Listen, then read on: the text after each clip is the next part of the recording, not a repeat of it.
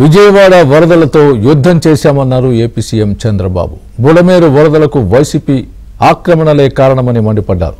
YCP పాలనలో వ్యవస్థలు భ్రష్టు పట్టాయన్న ఆయన ప్రకాశం బ్యారేజీని బోట్లతో ఢీకొట్టించి వైసీపీ జాతి ద్రోహానికి పాల్పడిందని ఫైర్ అయ్యారు. రేపు ఉత్తరాంధ్ర వరద ప్రభావిత ప్రాంతాలలో పర్యటిస్తానని చంద్రబాబు చెప్పారు. ప్రకృతి కన్నెర్ర చేసింది. చరిత్రలో ఎప్పుడూ పడని వర్షాలు పడ్డాయి. కృష్ణా నదిలో పెద్ద ఎత్తున 11,43,000 క్యూసెక్స్ నీళ్లు వచ్చాయి. అదే సమయంలో బుడమేరు పెద్ద ఎత్తున వచ్చింది. పక్కనుండే డ్రైన్స్ కూడా పొంగొచ్చాయి. అన్నీ కలిసి ఈరోజు ప్రజా జీవితాన్ని అతలాకుతలం చేసే పరిస్థితికి వచ్చింది. దీన్ని రామానాయుడు గారు ఇంజనీరింగ్ డిపార్ట్మెంట్ ఇక్కడే ఉండి రాత్రింబగళ్ళు పనిచేశారు. నిద్రాహారాలు పనిచేశారు. ఆర్మీ కూడా చేతులు తీసే పరిస్థితికి వచ్చారు. ఎక్కడ చూసినా నీళ్లు, బురద, వెహికల్స్ పోలేని పరిస్థితి. ప్రొక్లైన్స్ పెట్టుకున్నారు. ప్రొక్లైన్స్ పెట్టుకుని ఒకవేళ బురదలో కూరకపోతే మళ్ళా బయట తీసుకొచ్చారు. నేను ఒకటే చెప్పాను, ఏదైతే నీళ్లు వస్తున్నాయి ఆ నీళ్లు కట్టడి చేయకపోతే, కింద నుండే నీళ్లు తీసేయలేకపోతే మనం చేసే ఎఫర్ట్స్ అన్ని కూడా వేస్ట్ అవుతాయి. మనం ఎన్ని ప్రయత్నాలు చేసినా ఏమి చేసినా మనం ముందుకు పోలేమని చెప్పాం. ఈ రెండు మార్గాలని చెప్పి ఎప్పటికప్పుడు పనిచేశాం. వీళ్ళు చేసిన దుర్మార్గమైన కార్యక్రమం, బుడమేరు మొత్తం కబ్జాలు చేశారు, అక్రమ కట్టడాలు కట్టారు, రిజిస్ట్రేషన్ చేసుకున్నారు. తద్వారా నీళ్లు పోలేని పరిస్థితి వచ్చింది. ఎక్కడికక్కడ ఇలాంటి వెంట్లుంటే పూర్తిగా పూడిపోయే పరిస్థితికి వచ్చాయి. అందులో నీళ్లు పోయే పరిస్థితి లేదు. ఎక్కడ చూసినా చెత్త చెదారం 5 ఏళ్లు పెరకపోయి నీళ్లు పోలేని పరిస్థితి వచ్చింది. అన్నీ కలిపి దగ్గర 6 లక్షల మంది జీవితాలు అతలాకుతలం అయిపోయినాయి.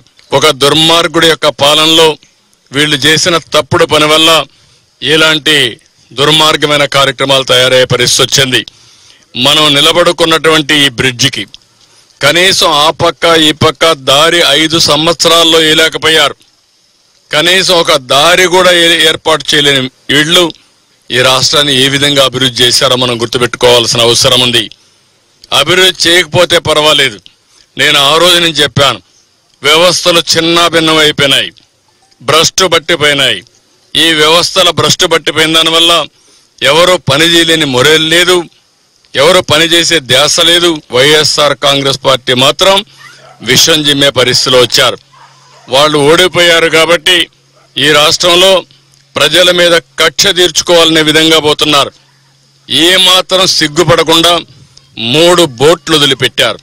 ఒక్కొక్కటి 30 టన్నులు, 11,20,000 క్యూసెక్స్ నీళ్లు పోతా ఉంటే బాధ్యత లేకుండా 3 బోట్లు వదిలిపెడితే ఏవైతే కౌంటర్ వెయిట్ వచ్చి అవి గుద్దడం, అదే గాని కౌంటర్ వెయిట్ కాకుండా అదే గాని కాలం గుద్దుంటే కాలం ఆటోమేటిక్గా కుంగిపోయేది.